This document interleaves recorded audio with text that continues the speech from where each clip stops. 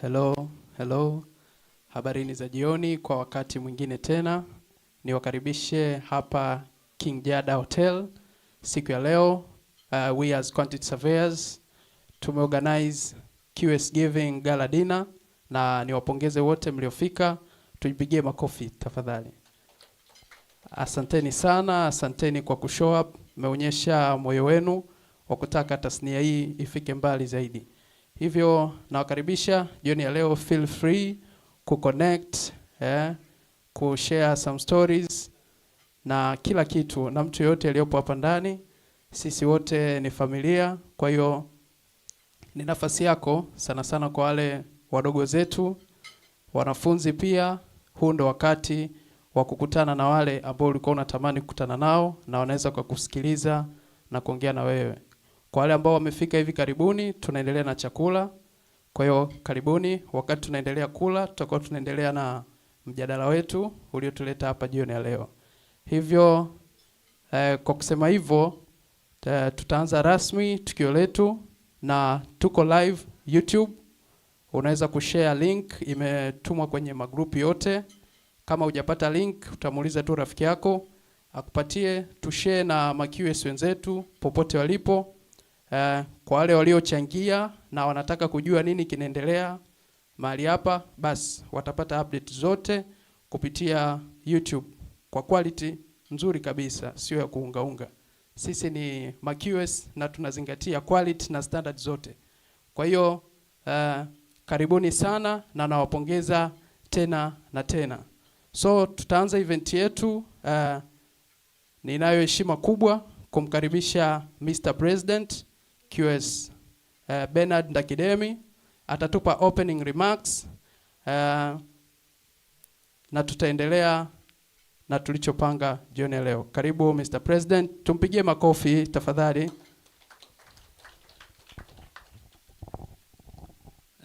Asante sana MC. Jamani, habarini za jioni. Karibuni sana kwenye tukio letu hili hapa la TIQS Gala Dinner. Kama wote ambao tumekuja hapa ni kwa ajili ya taasisi yetu kuijenga na kukaa pamoja, ku-network na kujaribu kufanya yote yale ambayo yanaweza kutupeleka mbele kama conservators. Lengo kwanza, pia kabla ya kusema mengi, niwapongeze kwanza kamati ambayo imeandaa tukio hili. Hongereni sana, najua kila tukio mmetenga muda wenu. Kuna vijana wetu pale wamefanya kazi kubwa sana, kwa hiyo hongereni sana kwa maandalizi. Pia kama lengo kubwa la kukaa hapa pamoja ni kujaribu kuelezana, kuleta maendeleo ya taasisi yetu. Na kwa miaka miwili mitatu nyuma tumekuwa tukijadili namna gani tufanye, na moja ya wazo ambalo limekuwa tumeliongea mara kadhaa, tumesema tuwe na plot ya taasisi Dodoma. Na kama mnavyojua taasisi yetu haifanyi biashara, inategemea ada zenu ili kusonga mbele, na hamna chanzo kingine cha mapato, labda tukifanya event sponsors. Kwa hiyo tukasema bado tunajichanga na tumeshaanza kuwa na akiba kidogo. Tukasema tutafute tukio lingine ambalo tutakaa pamoja, tuta network, lakini pia tunaweza tukachangia maendeleo ya taasisi. Kwa hiyo hata tunavyokaa hapa, michango yenu, chochote kitakachobakia au tutakacho save kutoka kwenye ile ada mliochanga kwa ajili ya dinner ya leo, itaingia katika mfuko wa taasisi kwa ajili ya maendeleo, na lengo likiwa ni hilo ambalo tulikuwa tumesema tuwe na sehemu yetu Dodoma ambao ni makao makuu ya nchi. Kwa hiyo nawakaribisha sana. Kwanza nawashukuru sana kwa kutenga muda wenu kuja kushiriki na sisi na kukutana na sisi, na karibuni sana, mjisikie mko nyumbani. Na baada ya kusema hayo, niwaache viongozi walioandaa tukio waendelee na ratiba, na kila mtu ajisikie huru kuchangia. Unaweza, sio lazima ukae meza moja, maana naona kuna meza watu wamekaa, hata meza zetu ambazo tumekaa wazee, vijana mnaruhusiwa kukaa tu, msiogope kukaa nani. Hata meza ambazo nyingine, maana sisi pale ni wazee, meza ambazo wamekaa wababu kama hapa pia mnaruhusiwa kukaa, msiogope pia. Kwa hiyo sio mnajitenga tu. Hii ni sehemu ya kuchangamana sana. Asanteni sana na karibuni sana.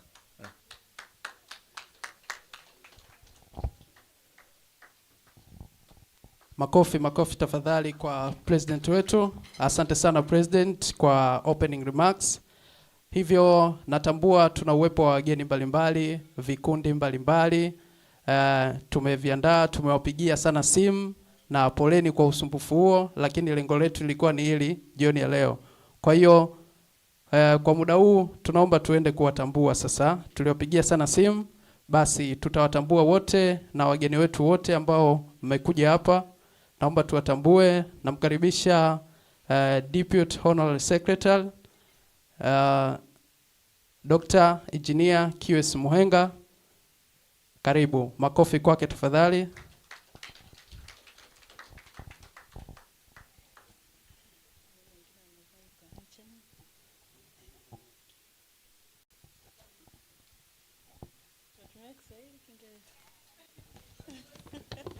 MC tumemlipa afu anaongea Kiswahili. Good evening, ladies and gentlemen. Good evening. Okay, allow me to introduce our guests. Nitachanganya Kiingereza na Kiswahili. Sijalipwa. Okay, let me introduce our president, QS Bernard Ndakidemi. Naomba usalimie.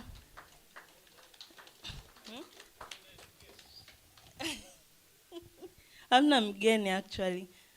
Wote ni TIQS members. Yeah. Allow me to introduce our council members. QS Daniel Mwasandube. Karibu usimame wapungie members wa TIQS.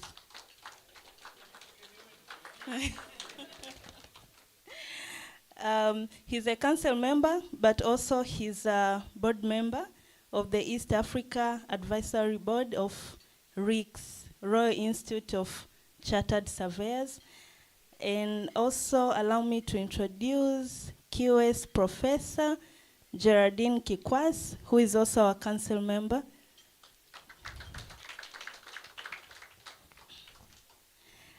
Allow me to introduce our trainer and also our council member, QS Bahati Mbambe.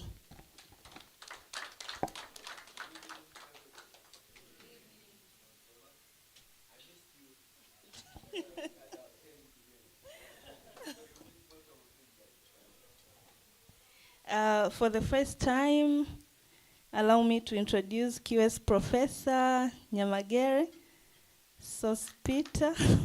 Nomba makofi yawe mengi. She's a professor. For the first time. Yes, ongera sana, a new professor in town. We have other 2 professors. And she's also a chairperson of Women Chapter. And Women Chapter are having an event. Yeah. Tarehe ngapi prof? Tarehe 10.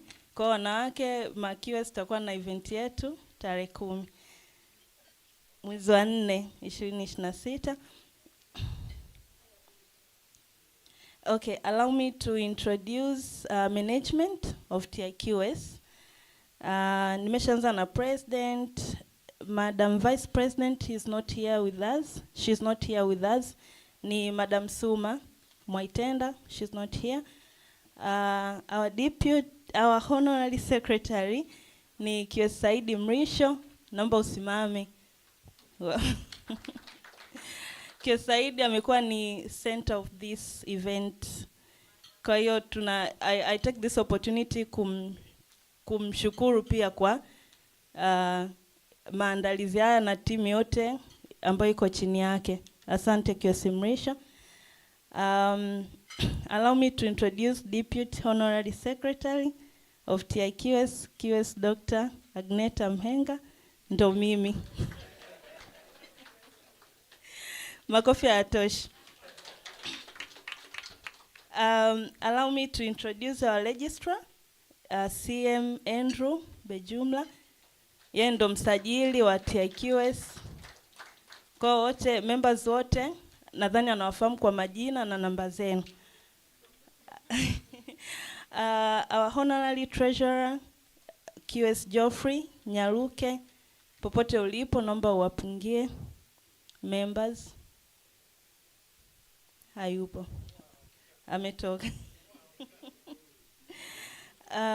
Okay, kwenye management pia tuna program officer ambaye ni Jane Mwabulambo.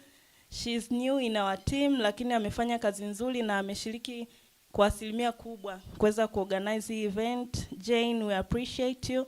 Hongera sana, simama uwapungie makiwez. Yeah, so kama mnaona emails na message, Jane ndo ana officiate. And then our administrative secretary ni QS Maximilian Jacob. Naomba asimame.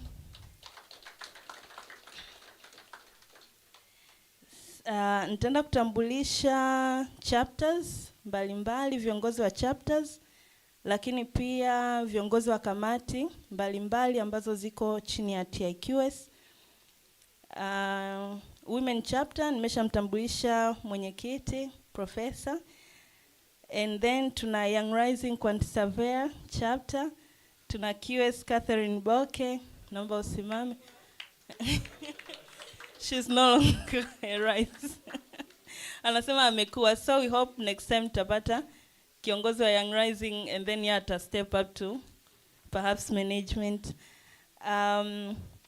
Allow me to introduce QS Alex Silayo, who is a secretary of QS Directors Forum. QS Silayo. QS Kapungu Emmanuel is a chairperson of Public Relation, Collaboration and Partnership Committee. QS Kapungu. Okay, sasa hivi nitaenda kutambulisha kwa madarasa mbalimbali ambao wameweza kujoin na sisi jioni ya leo. Nikiwataja basi mtasimama and then mtapunga mikono. Not in ascending or descending order, but protocol is observed. Class 2015, Quantity Surveyor class, mbona wanyonge? Class 2015, ngoja tuangalie makiasi gani wana vibe. Class 2003, hawa ni age go kidogo. President and the team, okay, wako vizuri. Class 2014,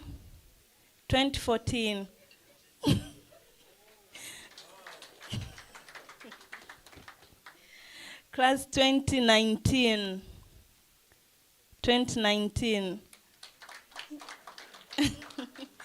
Okay, and newly graduates, class 2025. We see you. Class 2010.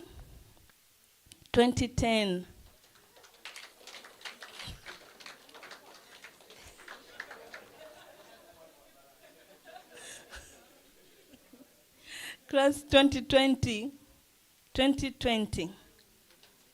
Mmoja. Okay, thank you for coming. Wawili. Asanteni kwa kuja. Class 2018.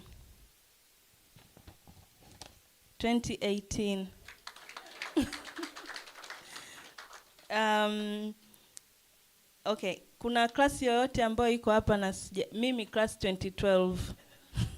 Sina mwenzangu. Kuna wengine miaka haisomi kabisa kina. Imeza mbele miaka haisomi kabisa. Group la Rix.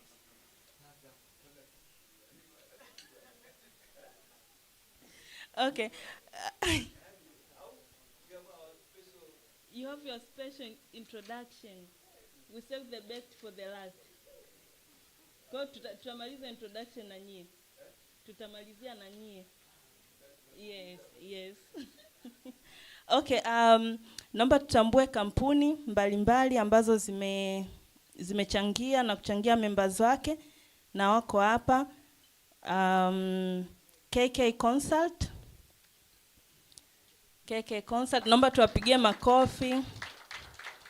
Huyo ni QS Freddy Kambi, amekuja na member ambaye sio QS lakini amejoin. Kwa tunaweza tukapigia makofi tena for the mgeni. And then we have Joint Consult ambao wamekuwa ni sponsors wetu kwa muda mrefu. Joint Consult, karibuni sana. Tuna Masterbill Consult. Karibuni Masterbill, na kampuni zingine zote kama sijaweza kuzitaja, lakini we appreciate and tunawashukuru sana. And lastly, nitambulishe sasa ule utambulisho ambao QS Bahati anausubiri. Ndio wale Gen Z wa miaka hiyo. Mwaka gani? Okay.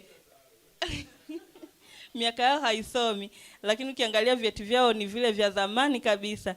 So napenda kuwatambulisha members wa Royal Institute of Chartered Surveyor. Meza hii hapa.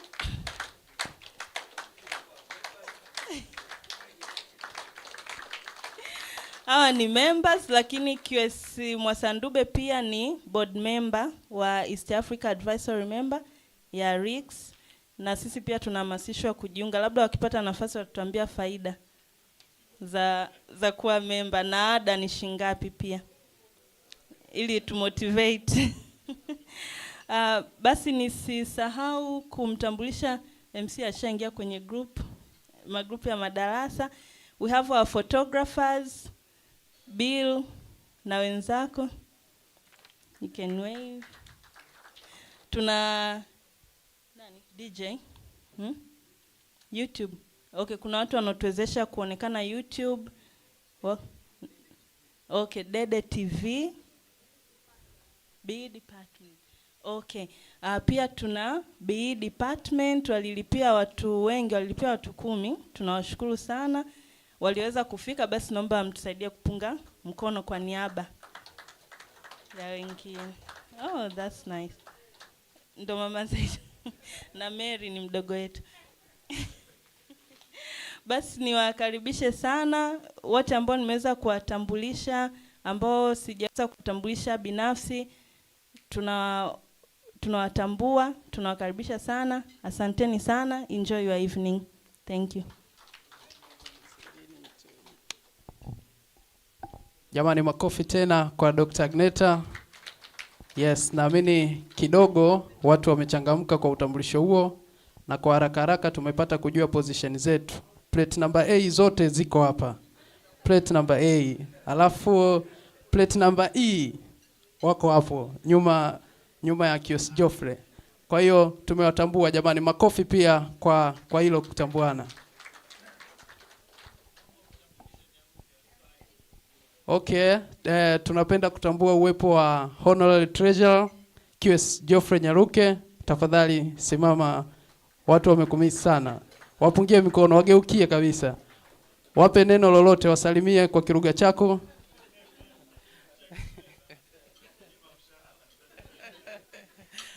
Jamani, asanteni. Na hivi ndivyo tunavyoendelea tukifurahi pamoja, tukiendelea ku network. Naomba pia niwakumbushe wale ambao wameingia tayari, tukiwa tumeanza utaratibu wa chakula hapa, tupo harusini. Kwa hiyo ingia, pitiliza moja kwa moja kwenye buffet zetu, jihudumie, endelea kuenjoy, endelea kusikiliza kinachoendelea.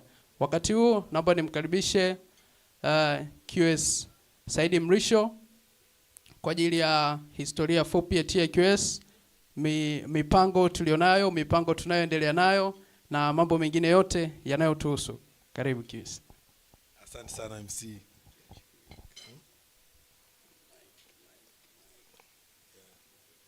Yes, wetu ni QS jamani. Ulijitambulisha? Bado Kwa hiyo nimekutambulisha. Naam, habari za jioni mabibi na mabwana. Na tuwashukuru na tumshukuru Mwenyezi Mungu kwa kuwa na jioni njema na kuwa pamoja. Mi kazi yangu ni rahisi sana, ingawa MC amesema nitazungumzia historia. Nafikiri historia ilikuwa ni mada ya QS Dr. Mushumbuzi. Mimi nakuja kuzungumzia kuhusu kwa nini tupo katika tukio hili. Kwa nini tunafanya fundraising. Kama mtakumbuka, tangu tumepata usajili wa TIQS mwaka 1987 rasmi, ingawa legends wetu wanatuambia kwamba harakati zilianza tangu miaka ya 80, lakini officially certificate ya wizara ya kusajiliwa TIQS tumeipata tarehe 28 April mwaka 1987. Kwa hiyo mwaka huu tunakamilisha miaka 39, si ndio? Kwa hiyo tunapoelekea kukamilisha na kuingia flow ya 4, kwa uwezo wa Mungu tumeweza kustrategize kwa pamoja, tunaelekea kwenda kumiliki ardhi. Kwa hiyo ni hatua kubwa sana, naomba kwa pamoja tujipongeze. Lakini ili tufikie hatua hii ni lazima zoezi hili tulokutana jioni hii liweze kufanikiwa. TIQS Council ambayo ndio ndio kwa mfumo wa taasisi zingine ndio board of directors au board of trustee ya taasisi yetu, na sisi management ni kama secretariat ambao tunatekeleza maono na mipango ambayo wao wameapprove. Katika uongozi wetu tulipoingia katika item ya pili, tulikubaliana tufanye transformation ya taasisi yetu, kwa maana ya transformation ya utendaji. Tukaamua tuajiri, mmesikia kuna program officer Madam Jenny ambaye tupo naye, tunafanya naye kazi pamoja na executive secretary pale alikuwepo Dawson, sasa hivi yupo Max. Hiyo yote ilikuwa katika utekelezaji wa institutional transformation program, kwa maana ya kuhakikisha taasisi yetu tunafanya nini, tunaitransform, inabadilika. Lakini tukaweka azimio la kuwa na digital hub development. Hii ni project bado mpya sana ambayo ndio mtaalamu amekuwa assigned, ana wiki moja bwana Treasurer. Yeah, tuna develop TIQS digital hub ambayo mtu akitaka kuwa member hakuna haja ya kujaza form, hakuna haja ya kumpigia katibu simu. Unaingia kwenye mfumo, unaandika jina lako, ulisoma wapi, ulimaliza mwaka gani, una attach vyeti vyako, ukimaliza una submit ile application yako. Application yako nayo inakuwa reviewed online na unapata approval ya kuwa member online, wewe ukiwa huko kama upo Karagwe, upo Arusha, popote ulipo. Kwa hiyo jamani, tuna develop hiyo TIQS hub. Lakini tukizindua merchandise, bidhaa, mtu anataka kuoda bidhaa gani ameipenda. Kwa hiyo hakuna habari ile kwamba tunasafiri si una mabegi unaenda na t-shirt 100 Mwanza kwenye mkutano wananunua watu 20. Kwa hiyo kabla hujasafiri tuna posti bidhaa zetu kwenye hiyo digital hub. Ukipenda unasema nimependa t-shirt ya grade fulani, rangi fulani, unalipia kabisa, unatumiwa t-shirt yako.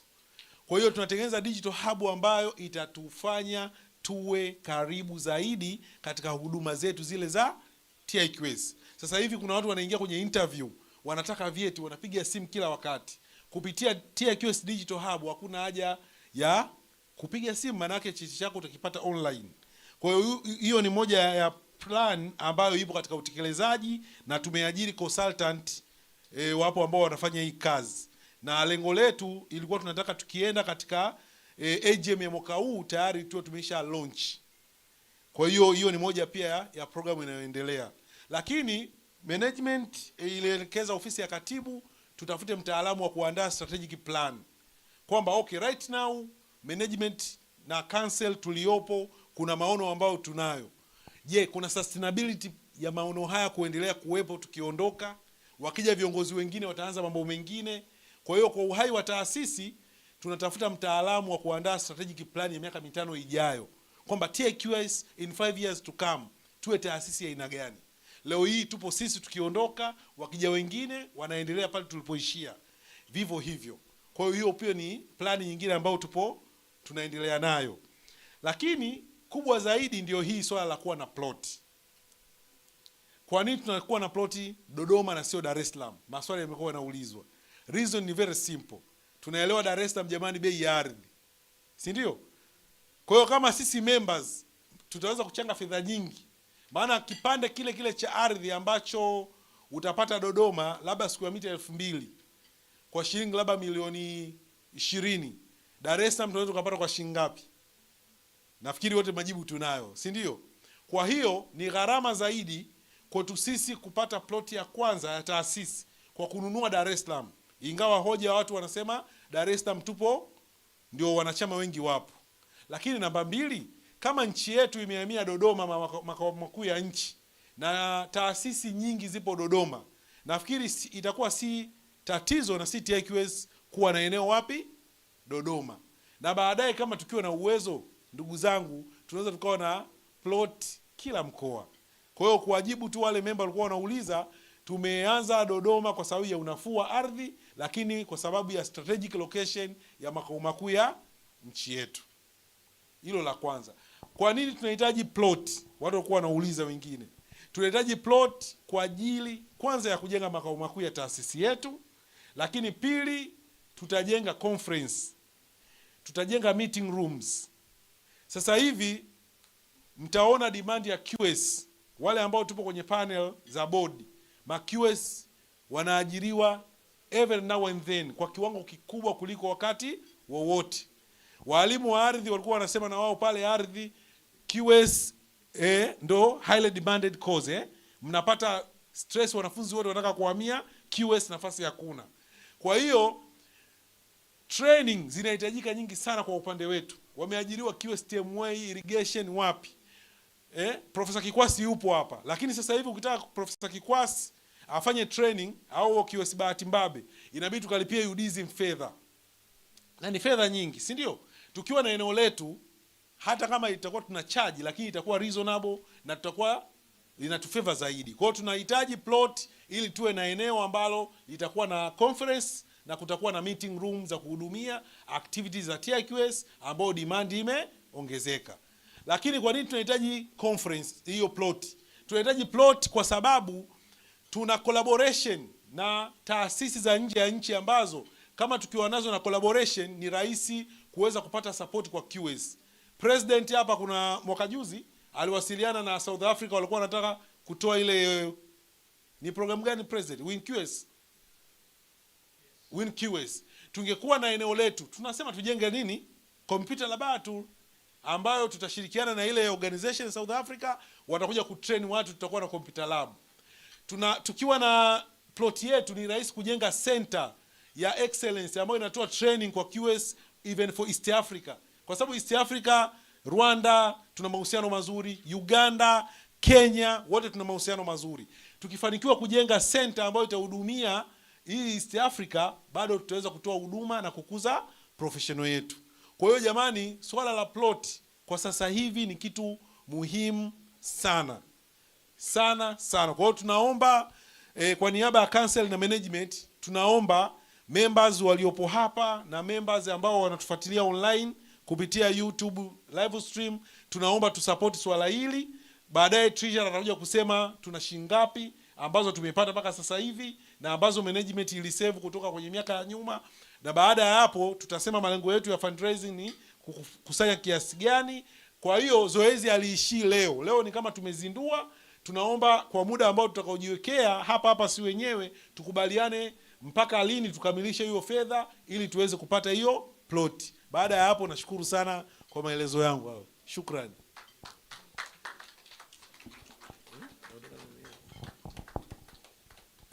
Asanteni sana, tumuongezee makofi.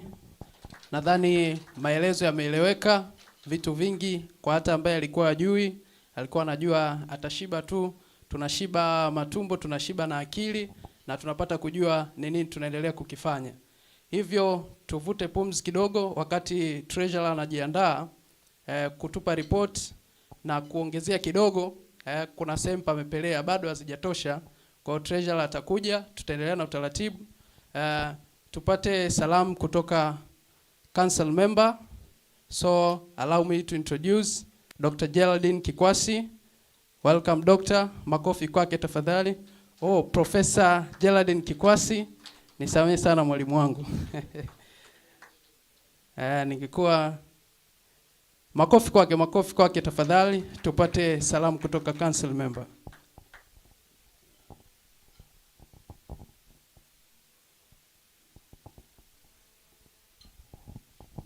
Asante sana MC. Kwanza niseme karibuni sana. Na pili niseme uongozi wetu tunatakiwa kuwapongeza. Wana maono ya mbali. Wakati QS Mrisho anaongea juu ya manufaa ya kuwa na ploti yetu, niliona pia ile jengo litatutangaza. Tutakapokuwa tumejenga itabidi tuandike neno. Ukienda Dodoma jamani, wale ambao mfanikiwa kwenda Dodoma, unaona mhandisi building, contractor sijui wanahitaji waiti mkandarasi, lakini kwa hiyo lile jengo litatutangaza kwa njia fulani.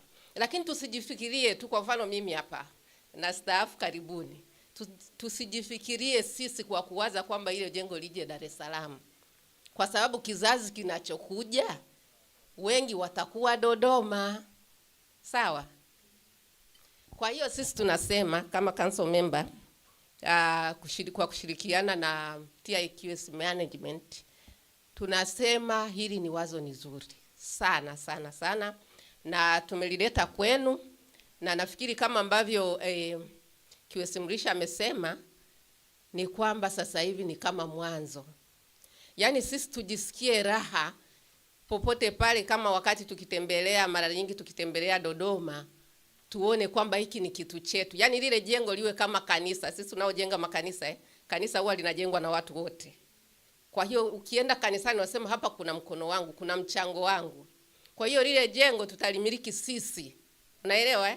Mtu yeyote umechangia 100, amechangia 500, amechangia milioni 10, lakini utasema ni jengo letu kuliko jengo ambalo mnakuta limeshuka. Lakini pia naona tuna vijana wengi, na nasikitika kwenye nani yetu tulikuwa watu wengi wanaonekana wamealikwa, wameconfirm kuhudhuria, lakini mahudhurio bado ni madogo madogo. Lakini tunaamini kwamba leo Ijumaa naona kulikuwa na foleni kubwa sana huko mitaani. Watu wengine wamefanya kazi sana Ijumaa, wamechoka. Wengine ni antisocial kama kawaida. Kwa hiyo sisi tusikate tamaa. Sisi wenyewe tuwe chachu ambao tumeweza kufika. Ninawashukuru sana kampuni ambazo zimejitolea kuja kama kampuni. Nani alisema kwamba kuna kampuni ndogo ndogo hivi kama ya kwangu. Lakini ninachosema uwe na kampuni ya mkono mmoja, mikono miwili, lakini pia sio kampuni za MQS tu. Nafikiri MQS kuna kampuni za wakandarasi. Wakati mna listi sikuyaona kampuni za makandarasi. Ingawa Mrisho aliwahi kuwa mkandarasi. Kwa hiyo jamani, nafikiri hili wazo mlione kama wazo letu. Sio wazo la council wala sio wazo la TIQS management. Tulione kama wazo letu, tulinunue na tuende tukafanikishe. Hii habari ya Dar es Salaam tunaweza wakati wote mambo yetu yakiwa mazuri pia tutakuja Dar es Salaam. Lakini tuanzie na Dodoma ambako viwanja ni bei rahisi. Na sio kisiwe kitu cha TIQS management au council peke yetu. Na nyinyi kila mtu aone ni wajibu wake, aone ni shughuli yake ambayo tunatakiwa kuifanya. Awe proud of it. Kwamba hapa tunapoelekea sasa sio TIQS ya zamani ambao tulitaka kufutwa. MQS tulitaka kufutwa huko zamani, lakini tulishindwa kufutwa kwa sababu TIQS ili exist. Sasa tunataka TIQS itoke kwenye shuka. Mnanielewa vizuri? Itoke kufunikwa, kukaa nyuma kama ambavyo uongozi wetu unaotuonyesha.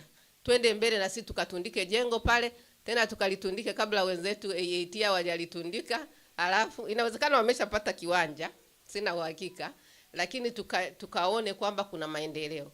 Tukaone kwamba kuna kitu chetu. Kwa hiyo mimi jamani, salamu zetu ni kwamba tunawahimiza, na nyie jamani mkitoka hapa leo na tunapoendelea tuhamasishane ili tuweze kutimiza haya malengo ambayo yamekuja mbele yetu, ambayo sio tu kuja mbele yetu, lakini we have to be proud of. Jamani, tumeelewana? Karibuni sana, na jamani tuchangie kwa moyo, tuone tuna kitu chetu, let us achieve it. Waone ndoto za MQS zinawezekana, kwamba kila kitu kinawezekana. Asanteni sana.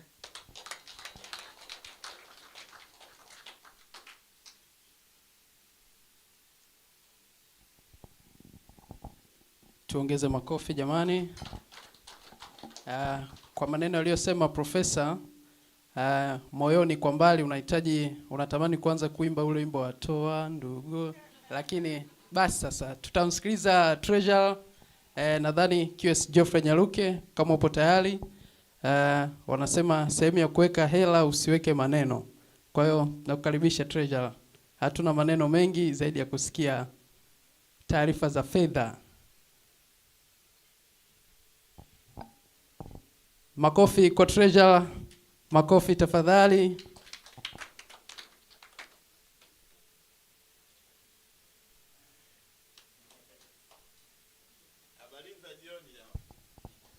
Naogopa kuja kutaja hapa figa, nikataja figa kubwa, mkaja mkanishika shati, kumbe hela zikuingia. Alafu nikaonekana nimekula hela za taasisi. Habari za jioni. Kwanza kipekee kabisa tuchukue nafasi hii kuwashukuru kwa kuweza kuja. Bahati mbaya ni Friday, tunajua foleni zimekuwa nyingi, changamoto. Ufikaji wa hapa umekuwa changamoto, wengine pia hawajawahi fika hapa, ila kuna namna fulani tuipigie makofi TIQS imetutoa out, wengine tumekuja kuona kumbe kuna maeneo mazuri kama hapa kwa hiyo pia haya ni mambo mazuri tu unaweza kuyapata TIQS, hakuna sehemu nyingine. Kwa hiyo wakati mwingine tena ukiambiwa TIQS wana jambo lao, usiache kuwa sehemu ya jambo lao hilo. Sawa jamani? Na cha pili, tunashukuru kwa michango ambayo tumekuwa tukitoa. Ilikuwa ni ghafla na tulikuwa tuna event nyingi zimepambana, zimebebana, lakini tunashukuru kwamba mlionyesha moyo wa kutoa na pia kuhamasisha. Kipekee kabisa ni washukuru wale waliokuwa wakihamasisha kwenye madarasa yao. Nadhani tulipewa na challenge kwenye groups, kila watu waweze kuhamasisha madarasa yao yatoe. Na pia tumeweza kupokea, kuna madarasa ambayo yameachieve kuweza kufikia zile value tulizokuwa tumefikiria kila darasa angalau litulete milioni 1, na kuna mengine yajaweza kuachieve na mengine hatujui kama yana exist ama ya exist kwa sababu hatujaona taarifa yao yoyote. Labda inawezekana wamehamasishana lakini wakatoa direct kila mmoja. Kwa hiyo ikitokea nitakapotaja zile za madarasa mjue ni zile zilizokusanywa, ila kama darasa lenu mlihamasishana mkachanga moja kwa moja, basi mnaweza mkihitaji tuje tuwataje, mnaweza mkatuambia baadaye afu tukawataja tu. Sawa? Msije mkajisikia vibaya. Otherwise tunashukuru katika event yetu hii laptop inataka kuzima, mbona inataka kuniharibia nani utaratibu. Sawa, katika nani yetu hii mpaka sasa hivi tulikuwa tumekusanya shilingi milioni 10,240. Makofi tafadhali. Tumeweza kuraise milioni 10,240. Nilitegemea katibu angeweza kuzungumza kidogo kianzio tulichonacho, lakini kwa sababu hajasema. Hivi katibu umeshasema plot tunayo target ni ya bei gani? Umeisema? Haujasema. Plot tunayo target Dodoma ni plot ya milioni 50 ambayo ukubwa wake ni almost eka moja ama ni square mita ngapi? 12,000. Sawa? Kwa ni sehemu kubwa. Yawezekana tukawa na eneo ambalo ukienda Dodoma ukawa unalala center ya TIQS, itakuwa nzuri tu, itakuwa na mambo mazuri yote ambayo yanakushawishi kwenda kulala hapo. Kwa hiyo ni shilingi milioni 50 ndo tunayoitafuta, lakini tulikuwa tumeanza kutenga tangu mwanzo. Ili wazo lilikuwepo tangu mwanzo, tulianza kutenga kiasi fulani mpaka sasa hivi tulikuwa tuna shilingi milioni 30 cash ambayo tunayo. Kwa tunatafuta kama milioni 20 tu tuweze kukamilisha, na ndo ilikuwa hasa lengo. Makofi tafadhali jamani kwa ajili ya namna. Na hizi hela ni hela ambazo tumezitoa sisi wote tuliomo humu kupitia michango yetu ya ada, lakini pia kupitia event mbalimbali ambazo tunazifanya, zikiwepo pamoja na hiyo professional training, competence training ambayo mojawapo imefanyika, nadhani imekamilika leo. Tulikuwa na facilitator wetu mkuu sana Bahati Mbambe ambaye ameiendesha hiyo, naye tumpe makofi tafadhali. Ametuletea hela TIQS kupitia hizo training, tumeweza kupata hizo hela ambazo pia zimekuwa sehemu ya hizo milioni 30 ambazo tuko nazo. Kwa hiyo tunawashukuru sana katika engo hiyo. Sasa nilitaka tu niweze kuappreciate kwa in terms of madarasa. Tulijaribu kupanga kuweza kuona katika hizi class ni class gani ambayo imetisha sana. Ya challenge iko open. Mnaweza mkafanya hivyo. Mnaweza mkapindua mkeka kama mko tayari kupindua kabla hatujaendelea.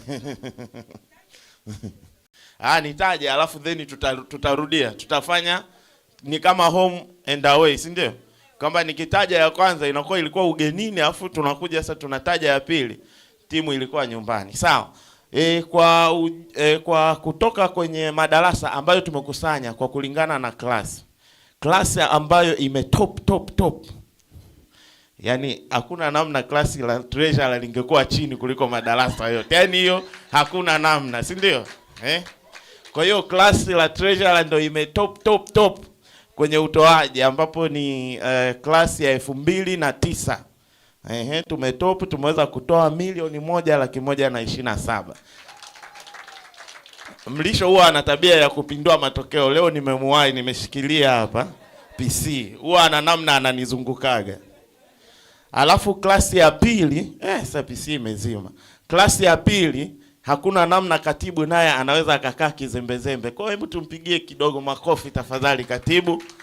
Klasi yao wameweza kukusanya kiasi cha shilingi $1,40,000. Hongereni sana klasi ya 2010.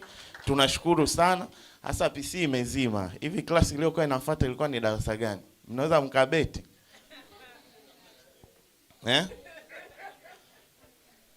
Mnaweza mkabeti, afu mkikosa tunachukua hiyo hela inakuwa ya TIQS. Hata sijaiona. Yaani haija exist class ya president. Nyie mna ngapi? Kweli? Basi record hazijakaa vizuri. Jamani, hebu darasa ya mwaka gani? Uko tayari kumpindua bosi hapa? Kabisa kwa ujasiri unaongea hiyo. Au washakulipa mshahara mwezi wa 3?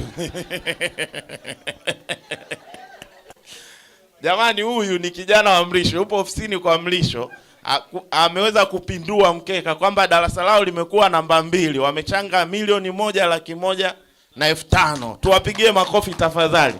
Edgar, hilo ni darasa la 2019. Kweli. Nyie mlikuwa na $1,000,000 ndio mlikuwa mnafuata. Kumbe mmefikisha $105,000. Isije mkawa mmeiongeza baada ya mimi kutaja hapa. Okay, basi makofi yenu tafadhali. Makofi yao jamani. Hawa ni wa 2019. Unajua tukiona hivi kwamba vizazi hivi vya hapa mwishoni vinakuja na speed, basi tunafurahi kwamba watu wamelichukulia kwa userious. Darasa lililofuata kama sikosei itakuwa ni lakina 20. Hapa kuna madarasa yamegongana mawili hapana. Hii nisije nikajiingiza kwenye mtego ambao nikashindwa kutoka. Nisije nikaingia kwenye mtego ambao nikashindwa kutoka. Ngoja ni hakiki hizi figa hapa kwanza. Okay, fine. 2016, 2015 na 2014. Okay. Sawa, hapa madarasa yamegongana yanayofuatana. 2014 nadhani kina Boke. Alafu na 2015, wa 2015 ya kina nani wako hapa? Mmetisha sana. 2015 ndio nyie hapo. Wakopesha hela. Kweli, mmeshindwa kutisha. Pale kuna CRDB na NMB, benki kubwa zinazoongoza Tanzania. Hivi nishawapa airtime CRDB na NMB. Inabidi mtupe hela. Maana tuko live hapa ujue. Inabidi mtuletee hela. Tushawatangaza huko. Hawa wamegongana kwa kutuletea shilingi 400,000. Makofi yao tafadhali. And then basi baada hapo darasa lingine ni darasa la 2020. Jamani, wamejitahidi 2020. Hebu tuwape makofi. Makofi yao 2020 kwa sababu ndo darasa latest ambao wamechanga, wametuletea shilingi 200,000. 2020 wako wapi? 700,000. Sijaona, sina taarifa zenu. Au ndo mmeituma saizi? 700,000. Kweli nataka kushangaa president hauonekani. Jamani, makofi kwa president tafadhali. 700,000 wametuletea. 2003. 2003. Mimi nilikuwa darasa, nilikuwa form 3. 2003. Sawa. Asante sana president, tunashukuru. Basi na hapo nadhani darasa ambalo tumelitaja la mwisho 2020, ni watu gani walionyosha mikono 2020? Ningependa kuwafahamu. Msimame jamani, nyie ni kizazi kipya, nyie ndio Gen Z wa TIQS ambao tunawategemea kupeleka taasisi yetu mbele. Jamani, makofi tafadhali, makofi zaidi kwa kizazi hiki, na utufikishie salamu kwa wenzako kwenye grupu kwamba jamani tumepigia makofi sana. Alafu tunaomba sasa, unajua nyie ndio mnatakiwa mfanye social media zetu zitrend kwa sababu nyie ndio Gen Z wenyewe, au sio? Tunaomba mtusaidie kupeleka matukio yetu mbele. Hakikisheni sasa hivi kampeni iwe kwenye kila group lenu, kila mtu awe amefollow account za TIQS, sawa? Na tukishare kitu tunafanya fujo hapa mjini. Tupo wengi wa kufanya fujo mjini hapa, tukaweza kusikika na kufahamika. Sawa jamani? Naam. 25. Ila sijaona maelezo yao huku. Watakuwa wametoa individual, hawakujikusanya. Ila wa 25 simple. Hebu simameni basi. Nyie ndo wapya kabisa. Ndo namba E. Hawa namba E. Jamani, tuwapigie makofi tafadhali. Maana hawa ndo wapo wanapambana huko. Yawezekana hapa wameondoka, wameacha mezani michoro ya kutake off kule. Wametoka ofisini, wakitoka hapa yawezekana wanarudi kwenda kupima kule. Kwa hiyo tunawapongeza sana, karibuni sana na asanteni kwa kufika. Tunaamini hamjaja bure, lazima kuna kitu mmetoa. Kwa hiyo Mungu awabariki sana. Asanteni sana kwa uwepo wenu, na nyie ndo tunaowategemea, ndo kizazi kipya kitakachoipeleka TIQS mbele zaidi. Sawa? Asanteni sana. Mnaweza kukaa. Sasa MC, nina kitu kingine nilikuwa natakiwa kufanya baada ya hiki. Okay, sawa. MC ana asili ya uchaga. Kama ulikuja na hela, tafadhali usije ukapata jaribu ya kurudi nalo hiyo hela. Kama ulikuja nayo, ulisema mimi ninaenda kuitoa, kwa sababu kuna watu unajua waga hawaamini. Hawezi akatoa hela yake kama hajaona kitu, au mwingine hawezi kutoa hela yake kama ni dina lazima nikale kwanza alafu ndo nitoe. Yaani hawezi kuridhika bila kufanya hivyo. Basi ila sio wewe, nasema wengine. Ila kama umekuja na hela basi unaweza ukatukabidhi tukaipokea. Yote mwenye keshi ama unasema jamani, kwa sababu tumekusanya milioni 10 na 200,000 kama na 40,000, sawa? Lakini sisi tulikuwa na milioni ngapi? 30. Tukisema tutoe hela uliokula, wametoa sasa hivi, watatoa. Haipo hapa. Okay jamani, Intercostal wamesema wanatoa milioni 2. Makofi yao tafadhali. Je, ni wewe una rekodi hizo hela? Sije tukapiga makofi afu tukaikosa hela. Wewe unaandika ili tukaifuatilie. Makofi tafadhali kwa ajili ya Interconsult jamani. Kwa hiyo pia inawezekana ikawa umekuja hapa, nilikuwa naendelea kusema tumepata milioni 10 na 200,000, si ndio? Lakini nikianza kutoa hapa hela uliokula na nini, naogopa nitakatisha tamaa. Kwa hiyo nataka niache hivyo hivyo, milioni 10 na 200,000 na 40,000, sawa? Alafu tuashumu TIQS ndo imekulisha, au sio? Ila kichwani kwako sasa piga mahesabu tu, misosi uliokula ni kama wa shilingi ngapi na nini. Alafu uone kama kinabaki kiasi gani. Kwa kama una kitu kingine unaweza kusema jamani, mimi bado nahisi naweza kufanya jambo ili tuweze kufikia hiyo bajeti yetu. Sawa jamani? Ili tuweze kufikia hiyo milioni ngapi? Milioni 50. Kwa tuseme sasa hivi tuna 30, tuna 10, tuna 40, si ndio? Ila tumeila ila tunaifumbia macho, hatujaila. Sawa? Kwa tuna 40M. Haya sasa. Tunataka tufike 50. Kama una chochote ama una ahadi yote unaweza ukatuahidi, tutashukuru. Kama ni kampuni unaweza ukasema si tuta top up fresh. Waga sioni vizuri mbali. Kwa kama una mtu na taratibu unaweza ukaongea tu. Mrisho, hamna mwingine amekunongoneza? Nimeona kama president anakunongoneza, umemsikiliza vizuri?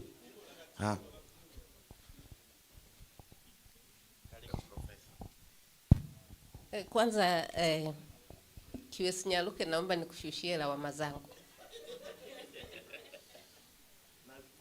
Sisi kama department tumetoa milioni 1 na wala hujatutambua.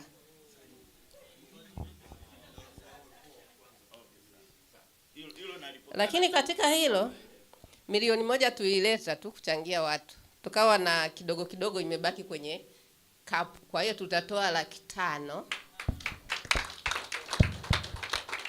Najua treasurer wangu anakosa kama 20,000 hivi. Naomba tuziongeze. Zilikuwa na 480, kwa hiyo tutatoa 500,000.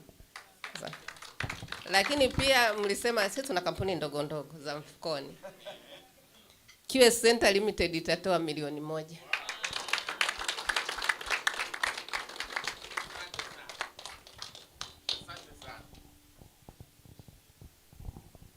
Sasa profesa, ili nikija chuo usije ukanishika ukanila kwa sababu sikuitaja BE. Naomba mnisamee kwamba sikuwataja. Haya yaishie hapa profesa. Usije ukaenda kule ukasema hakututaja. Yaishie hapa. Haya, asante sana. Jamani, makofi tafadhali kwa profesa. Una rekodi QS Center milioni 1, alafu BE wanaongeza 500,000. Asante sana profesa. Na hii michango hii jamani, mpaka mwisho wa mwezi Juni, tukiipata by end of June, tutashukuru sana. Kwa hiyo unaweza ukatoa kidogo kidogo. Karibu sana. Asante. Hapa nimepokea taarifa kwa Dogen atatoa milioni 2.5. Asante sana, milioni 2.5 Dogen, QS Jackson. QS Jackson, Dogen.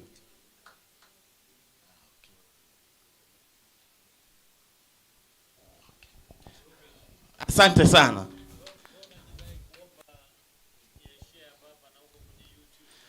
Ila kwenye YouTube. Kumbe tuko live. Sasa naye wa live kama ameweka live wakati naomba msamaha atakuwa ameninyanyasa.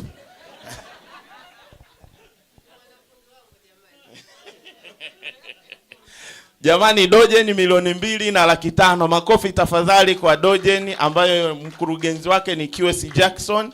Tunashukuru sana Dogen, na nimeambiwa TBA pia watatoa 500,000. Makofi tafadhali kwa ajili ya TBA 500,000, lakini wametanguliza keshi 200,000 ambayo wanaiwasilisha sasa hivi. Asanteni sana jamani, tunaendelea.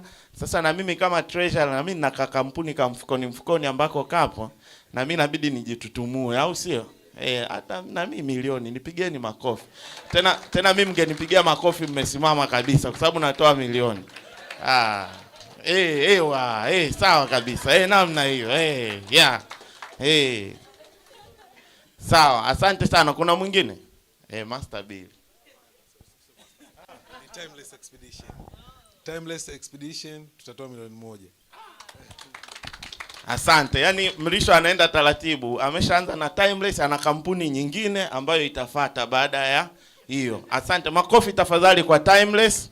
Timeless wamekuwa wakitusapoti sana. Hawa ni travel agent, lakini pia wana accommodation, si ndio?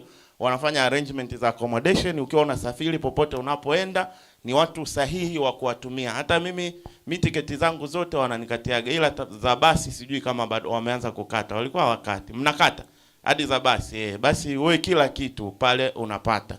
Asante sana Timeless. Kuna mtu mwingine ana neno? Bosi Mary, una neno? Unaweza ukasalimia.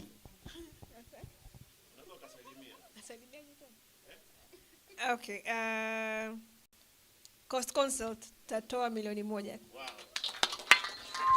Coast Consult milioni 1. Tafadhali makofi yao na maua yao. Hawa wametubeba sana TIQS, mpaka leo ofisi zetu bado ziko pale. Hata kodi ikichelewa huwa wanatubeba kidogo, hawatufungii milango. Wamewahi kukufungia ofisi?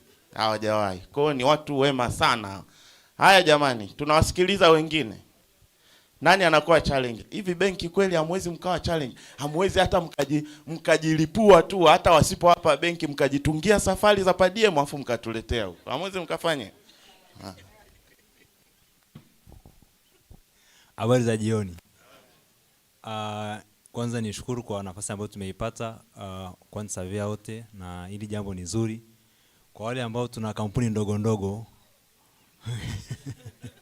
Naomba tutachangia 500,000. kutoka QPL. Asante sana, tunashukuru.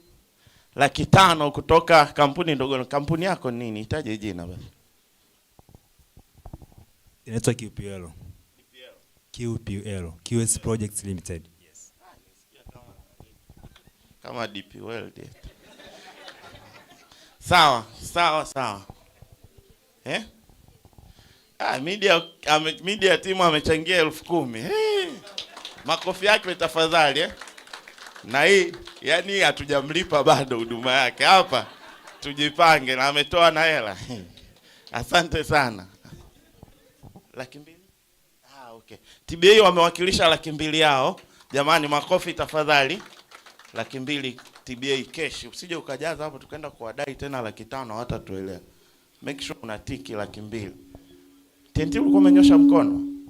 No, kuna mwamba mmoja nimemwona amekaza sana. Anasema we as QS we don't entertain cost overrun. Okay. Tulikubaliana to contribute amount, tutakula na nyingine itaenda kwa ajili ya plot. Kwa hiyo tukiambiwa tuongeze sasa hivi, hii ni sehemu pekee ambayo tunaruhusu variation zote ziko approved. Kwa hiyo tuendelee kutoa. Umeona? Yes. Cha msingi zina approval, si ndio? Zina approval tayari. Zina approval. Kwa hiyo tunaruhusiwa kuendelea.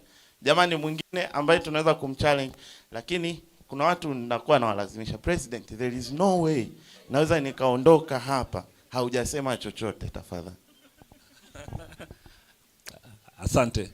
Basi sisi na ofisi yetu tutachangia 1,000,000.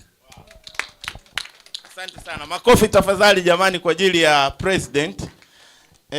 Makofi zaidi jamani, ni President ujue. Makofi tafadhali. Na kuna mtu ambaye ni director, yeye anatakiwa aonyeshe mfano. Yeye ndo kiongozi wa watu wenye ma directors forum. Kaka, tusalimie tu, hata ukasema Arsenal bingwa tutashukuru. Haya, Arsenal bingwa. Jamani, nimeishatambulishwa lakini tutaongezea na sisi kama kampuni Joint Consult tutachangia 1,000,000 zaidi. Na ninaahidi pia nitahamasisha zaidi kwenye kamiti yetu ya Directors Forum. Kwa hiyo tutajitahidi tuje zaidi. Na kina Kapungu na wengine, Kapungu sijakusikia lakini ndo tayari. Okay, sawa. Sasa unaonaje, hauwezi ukawaidia ukabeti yani, afu asipotoa unatoa wewe. Okay, sawa. Sawa, asante sana. 1,000,000 kutoka Joint Consult, makofi tafadhali. Tunashukuru sana Joint Consult. Jamani, kuna mtu anaweza akaahidi kwa niaba ya darasa lao? Kuna mtu anaweza akajilipua kwa niaba ya darasa? Kuna mtu mnataka mjilipua kwa niaba ya darasa? Na wanaangalia YouTube hapa wameshika kichwa kwamba ukisema hilo lako, hilo ni lako. Agneta, anataka nikusalimie tu. Nilikuwa nahisi kama una neno.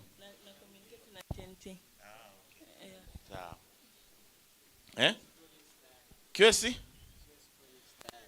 QS project. Jamani, hii 500,000 washaituma. Mbona sasa kama ilikuwa nyepesi zaidi? Si mngeongeza sasa angalau iwe.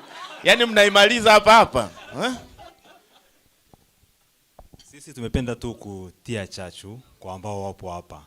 Usilale na hiyo hela. Kesho utamka na mambo mengine. Haya, asante sana. Asante, tunashukuru sana. Makofi jamani, wametoa cash. QS nini? QS nini jina lao nao? Na kila nikisema niwataje nasikia DP World, QPL. Sawa, jamani, kuna mwingine? Kuna mwingine jamani? Kama hamna mtu anaka kitu tu kututia moyo na nini? Hata binafsi, sio lazima kampuni, hata binafsi unaweza tu ukawa umegusa. Mpaka tarehe 30 mwezi Juni jamani.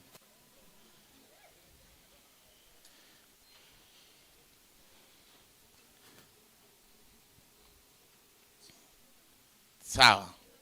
Basi kama hakuna cha ziada, yani nilikuwa nakulia timing tu. Sema, najua unaweza ukafunga dimba. Niongee lugha gani? Kiswahili, Kiingereza? Okay. Jambo la kwanza, ameshanipa maono wangu ambao tunapofanya training huwa kuna kitu kinafanya nini, kina contribute, au sio jamani? Leo kwa bahati mbaya sana tulikuwa tuna watu wachache sana, labda tungetoa nyingi. Sasa mimi natoa kwenye challenge nani yangu, kwenye training yangu, utakayonilipa leo nilipe 50% ya nani yangu. Sawa jamani? Kwa hiyo pamoja huwa ananikata cha juu, hata kile anacholipa namwachia. Alafu umeniharibia, nilikuwa na watu kama 20 hivi, kwa sababu ya manani wameshindwa kuja. 20 wamenipigia simu, ikabidi niwarudishe. Kwa hiyo ningetoa nyingi zaidi. Kwa hiyo mmekosa hela nyingi. Kwa hiyo 50% ya watu 20, kwanza zile za kwenu mmekosa, za kwangu na wenyewe mmefanya nini? Mmekosa 300. Hebu fikiria 300 20. Kwa hiyo sijui mtafanyaje, lakini milioni 6 mmekosa. Nimewarudi, sawa. Haya, asanteni. Kwa hiyo mimi hiyo ndo contribution yangu. 50% of my fee. Wanalipa shilingi ngapi wanajua wenyewe. Mkataba uko open. 50% yani hiyo ina mtego, umegundua? Ukisema uiweke kubwa ili upate milioni, na maana unamlipa hela kubwa. Ukiweka ndogo unapata ndogo. Lakini tunashukuru sana, utusamee kwa changamoto iliyotokea. Tutajitahidi it won't happen again, kwa sababu zote ni kwa ajili ya faida ya TIQS. Lakini tunashukuru kwa moyo wako wa kujitoa na kwa mchango wako. Lakini sasa unajua tuna profesa, alafu ni dissertation yangu mimi ndo alinisimamia. Enzi hizo dissertation, enzi hizo AI haipo, yani unapambana, unaandika. Siku moja nimeandika, nimejikubali mwenyewe vitu vyangu, yani nikasema ngoma nimepiga. Alafu nilivyoipeleka kwa akasema Nyaruki, hamna kitu hapa. Sasa nijiona siko serious na shule. Alafu sasa nilikuwa nimepata kazi, kuna sehemu nafanya kazi, bidi niombe likizo kwanza ili niende nikawe serious na shule. Profesa, naomba kusikia neno lako kidogo tu. Unataka nitoe shilingi ngapi? Hapo tu ndo waga na kukubali. Mtego.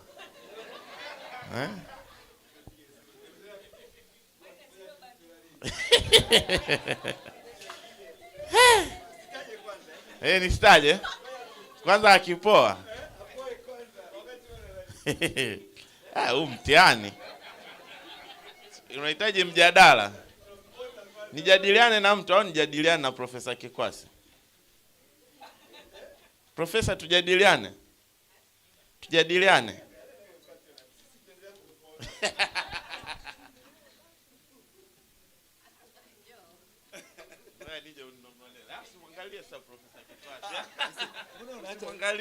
Simwangalie. Yoyote atakayokuwa kama amekunongoneza tunazidisha mara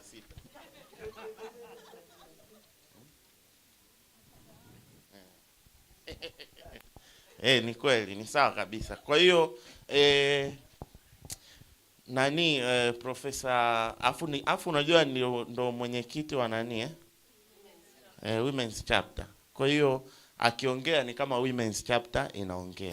Na si hivi mmejuaga wanawake kwenye event zao, hata yani ingekuwa wanaume wanaandaa event na wanawake wanaandaa event.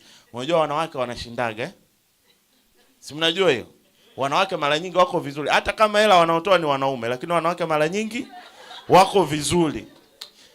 Na uzuri wa wanawake wanasema, kuna mwanasaikolojia anasema wanawake uzuri wake ni mwanaume akitoka nyumbani kama hana hela afu akaingia Mlimani City, yani sasa sihangaika kujibuguza na vitu vyovyote, atakaa tu. Kama hana access ya hela atahakikisha anafanya kilichompeleka. Kama akihitaji hela au kama kinahitaji hela ataahirisha, atarudi nyumbani.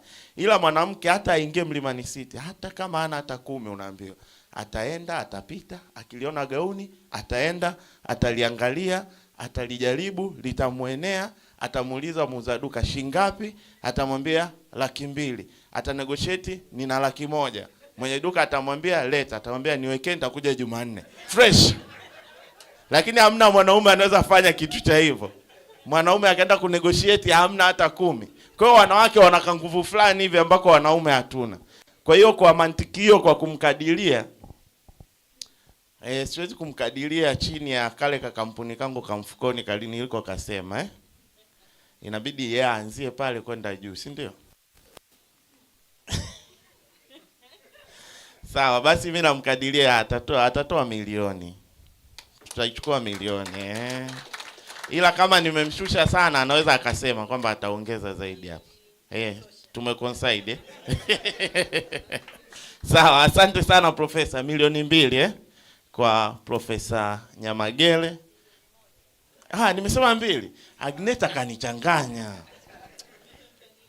Agneta ni milioni 1, usije ukaandika 2. Ukiandika 2 nyingine tutachukua kwa Agneta. Asanteni sana. Sasa jamani, wakati wanaendelea kujumlisha hapa tuweze kujua tumekusanya kiasi gani, nilikuwa naomba kama kuna any opinion, mna wazo lolote kwa ajili ya taasisi yetu ya TIQS ambalo ungetamani kuliongea, aidha kuhusiana na hiki tunachokifanya au kwa mambo mengine ambayo ungetamani tuyaboreshe. Kwa kuongezea tu kwenye ile TICS Hub ambayo tunaiandaa, tunatamani sana, moja ya vitu hata mimi waga vinanikera ni kufika ninapewa ile mikaratasi kuanza kujaza. Yaani naonaga kama niko nyuma sana. Yaani huwa sipendi, katika vitu sipendi kuandika jina, namba ya simu, email. Alafu watu wenyewe hawajawahi kunitumia hata email labda kunishukuru au kufanyaje. Kwa hiyo yani waga mwenyewe sio vitu navipenda. Kwa kwenye ile TICS Hub tutaenda kusolve hizo issue kwamba ukifika wewe tukikuscan we have all the details. Hauhitaji kuja na peni au kuandika sehemu yoyote. Kwa hiyo ninaomba kama una any opinion, karibu sana. Ila kama sasa nani? Sasa mkuu. Sijafunga. Kwani nilisema nimefunga? Umesema karibuni.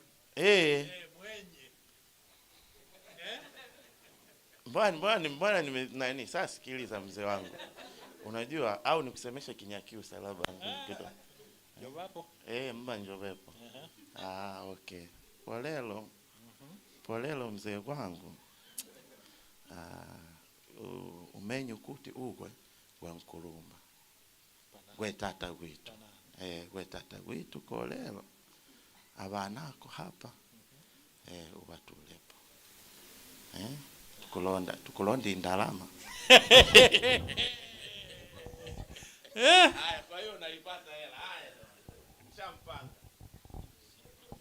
Mbona kimoja umeondoka nacho?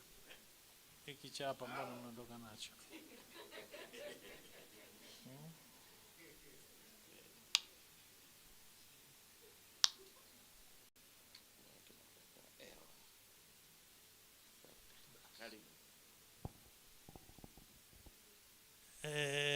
Mimi nilikuwa nakuja kuongea alichokisema kwamba kama kuna mtu anataka ongezea. Sasa naona nimebadilika.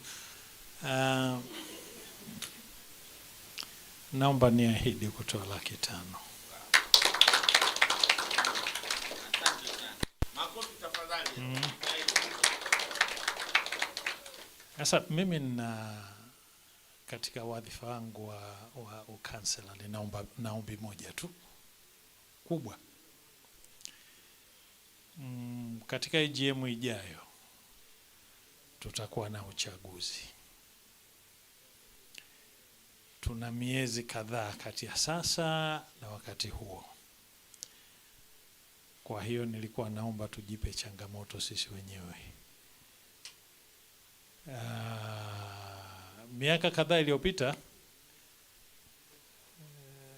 QS fraternity tulikuwa kama 300 hivi. AAT walikuwa kama 500 hivi. Kwa hiyo tulikuwa tuna lag behind. Imekuja awamu ya kwanza, imekuja awamu ngapi sijui hii ni awamu ya ngapi? Ya pili tu. Awamu ya pili imetutoa kutoka kule, sasa hivi nafikiri tunaambaa kwenye 1000 au sio? Wewe unasema 900. Sasa unajua QS una round up. Kwa hiyo tuko kwenye 900 lakini katika session iliyopita ya logbook marking nimemwona mmoja hapa labda tulikutana naye huko, imebainika kwamba kuna baadhi ya wenzetu wapo kwenye WhatsApp group ya TIQS lakini sio members wa TIQS. Sasa tukiwapata hao wote tukawaongeza kwenye membership ya TIQS, si tumeshazidi 1000 jamani? Alafu ukiuliza AIT hivi wako nao wanaangalia YouTube nisije nikasulubiwa. AIT tumewacha mbali. Kwa taarifa yenu tulikuwa na karibuni candidates 80 give or take ambao walikuwa wanapita kwenye mchakato wa kujitetea ili kusudi wapate registration. Na bado kuna kundi lingine linakuja mwezi Oktoba. Kwa hiyo uongozi wa sasa ulipotutoa na kutufikisha itakuwa ni kitu sijui niite nini, soni kubwa sana kama uongozi utakaopokea hicho kijiti ukaanza kuturudisha nyuma. Kwa hiyo ombi langu kwenu nyote ni kwamba tuanze kuwafikiria wale ambao tunajua wana sifa za kututoa hapa tulipo, tuzidi kuelekea mbele na tupepee. Au sio jamani? Haya, hiyo ndio challenge yetu ya kwanza. Challenge yangu ya pili ni kitu ambacho kimekuwa kikiniuma sana kwa sababu practice ya QS wengi tunafanya kwa mazoea mabaya. Na mliopita sijui wenyewe wa darasa la 25 ndio mtakuwa hamjafika pale. Kuna darasa la 23 ambao wamepitia kwenye kinyang'anyiro. Hakuna. Sawa. Nilikuwa nasema kama nimekuonaona hivi. Swali gani nilokuuliza tukagombana kidogo? Jamani, kuna kitu kimoja. Na naomba nikirudie, nilishawahi kukitoa kwenye WhatsApp group. Nikichukua a poll here kusema kwamba je, final account inatakiwa ifanywe lini? Najua wengi mnakimbilia after DLP. Sasa hayo ni mazoea mabaya. Kwa sababu moja, kwenye form of contract appendix huwa mnajaza final measurement within 3 months or 6 months. Sasa sijakutana na DLP ya miezi 3. Hilo ni la kwanza. Lakini la pili, wengi mnasahau kwamba during DLP hakuna gharama inayoongezeka kwenye gharama ya mradi.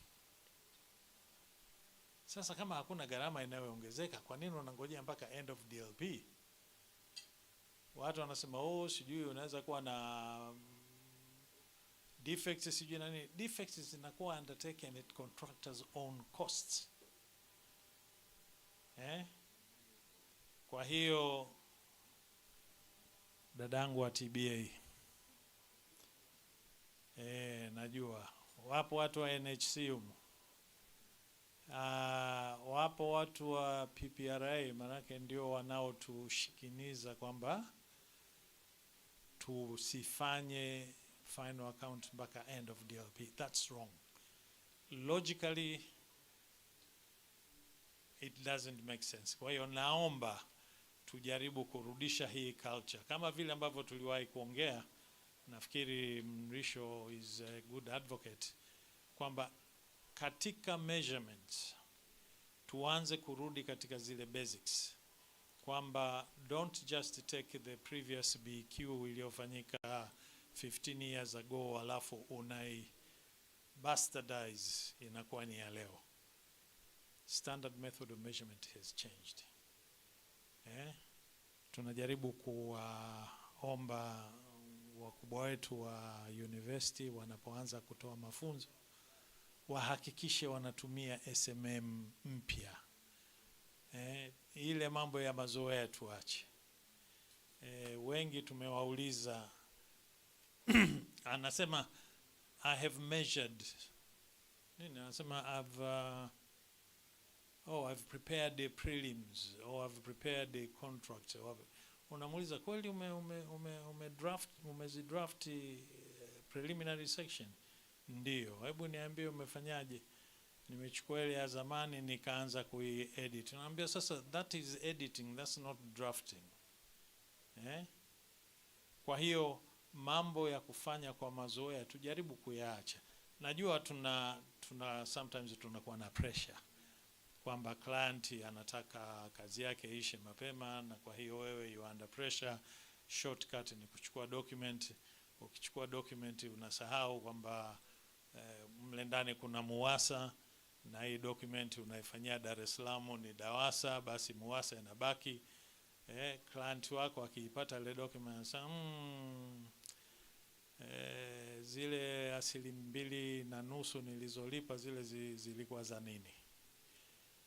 Kwa hiyo nilikuwa ninaomba kwamba tujaribu kuwa a little bit more professional katika kazi yetu, tuitilie uzito.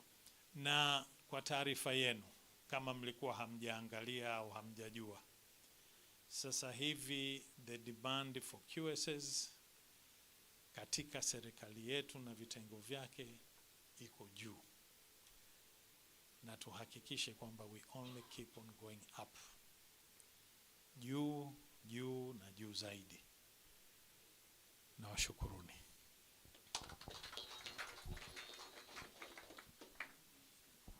Asante sana mzee wangu, tunashukuru sana. Jamani, tumpe makofi yake na maua yake. Ni moja ya wazee ambao kila event za TIQS wanakuwepo, tutia moyo sana. Asante sana QS Mwasandube. Basi nimeambiwa kuna watu ambao wako online wanatufuatilia kwa ajili ya kuweza kutoa pledges. Kuna namba ambayo itapita kwenye screen hapo ambapo utaweza kutoa pledges zako na kuweza kuituma kwenye hiyo namba. Ni namba ya TIQS, kwa hiyo ukiandika hapo ukiandika kwenye hiyo namba ukatutumia message ya WhatsApp ama ya kawaida, tutaweza kupata na kupokea hiyo pledge yako. Asante sana. Kama kuna mtu mwingine ana comment nyingine ama ana kitu kingine, maoni na nini, tunatamani tuwahi kumaliza tuondoke. Ukimaliza kujumlisha je nitaongea. Kumbe niongea tu kwenye mic, nijua na kunongoneza. Sawa, Kuna mtu mwingine ana maoni yote? Au hilo la kudraft preliminary limeshawatoa kwenye mchezo?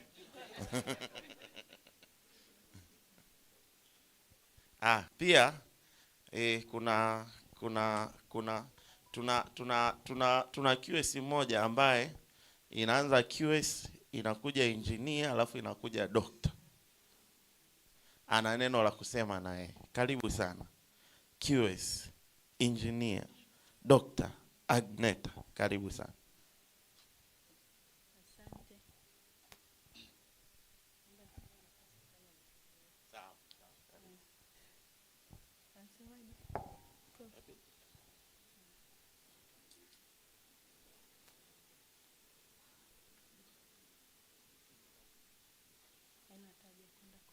Habari za jioni. Mimi naomba nifanye vitu viwili kwa wakati mmoja kwa nafasi hii.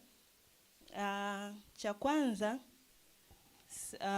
kwa maana ya comments au kutoa matangazo, nilikuwa naomba kuleta kwenu attention kwamba tutakuwa na training ya softwares.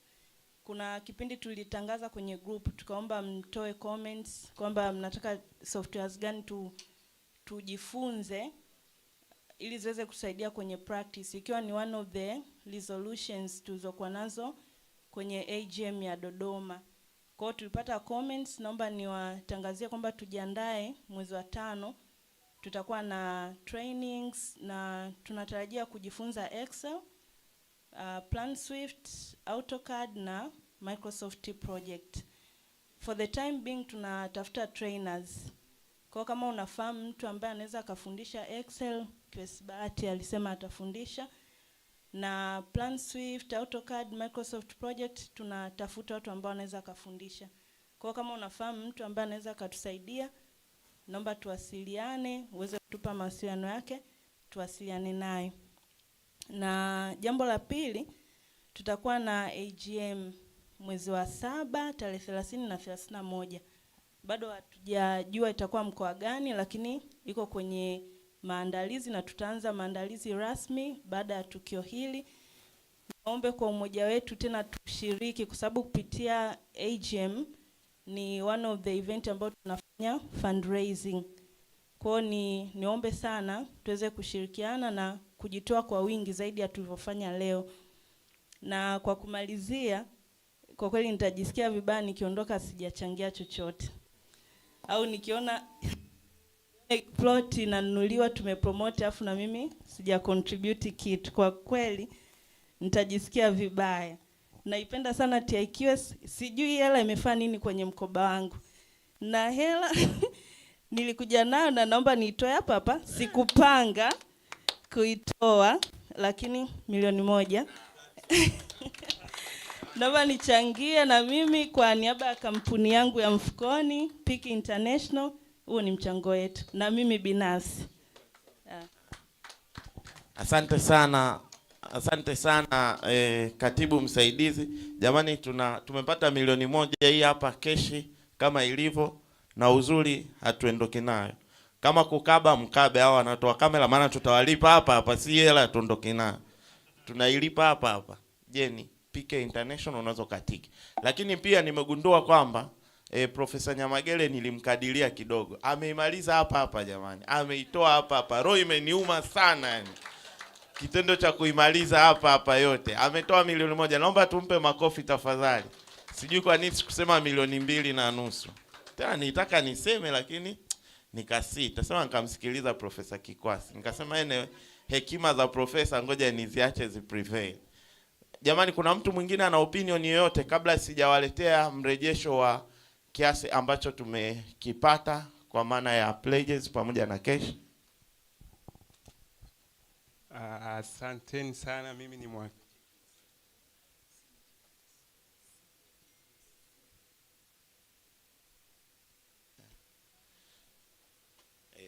pita mbele ili uzoe kupresent. Okay.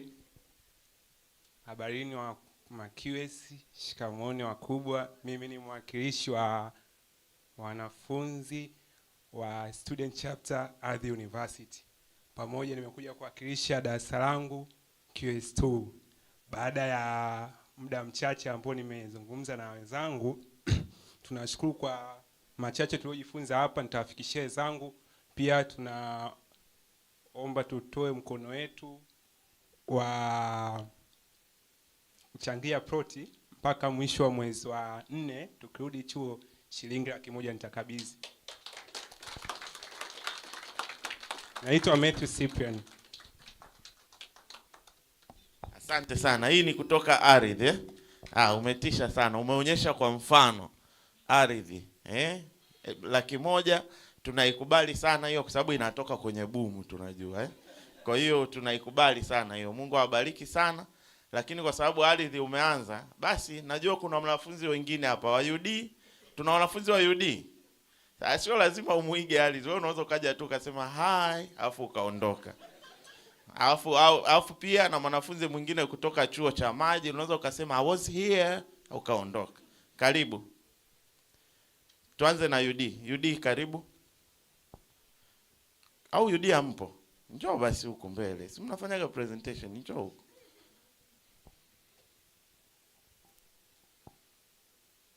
Karibu. Na habari za jioni. Shukuru kwa kufika eneo hili. Asanteni sana kwa mchango wenu mliotoa kwa ajili ya hii plot. Ni Sam kutoka UDSM. Asante sana UDSM, karibu sana. Na chuo cha maji? Jamani makofi wakati anakuja. amevaa kabisa na t-shirt ya TIQS. Huyu kweli DNA. Habari za jioni wakubwa, shikamoni. Kwa majina naitwa Brian Mapunda, ni mwanafunzi kutoka chuo cha maji, ni QS 72, kwa sisi tunatumia Nactivate. In short, mimi nakuja kusema tu asante kwa sababu si ndo wachanga hapa, ma QS sisi ndo wadogo kuliko wote, kwa tuendelee kutubeba beba. Asanteni. Asante sana. Katika kuwabeba sisi, kazi yetu tunawabeba kwa kuwapa majukumu. Hatuwabebi bure. Tunawapa majukumu na tunashukuru mnayatekeleza vizuri. Kwani kuna chuo kingine ambacho kitanani? Hamna. Basi mnaniruhusu sasa niweze kuwaletea taarifa. Niwape taarifa ya mkeka wetu jinsi ulivyotik. Mbona mmekaa kimya? Na maana hamna wanafunzi wanaobeti huko. Sawa, jamani, kwanza tujipigie makofi tafadhali. Sisi kwa uchache wetu tuliopo hapa tumeweza kufanya wonders. Kwa uchache wetu tuliopo hapa tumeweza kufanya wonders. Wow. Tumekusanya jumla ya shilingi milioni 17.1. Makofi tafadhali. Hayo makofi hayafanani jamani na hii hela 17 million. Yaani imagine toka tumetangaza event mpaka leo tulikusanya milioni 10.2. Alafu hapa tu kwa hawa mliopo tumekusanya milioni 17.1.